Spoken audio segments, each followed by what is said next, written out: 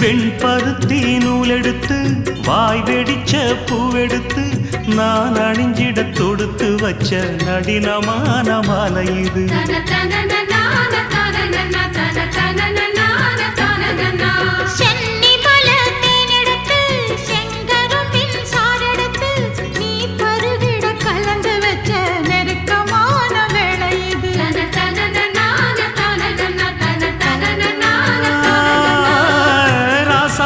உடம்பிருக்கும் ரவிக்க துணி நானாக அன்னாடம் சூடி கொள்ள ஆசை வச்சாகாதா.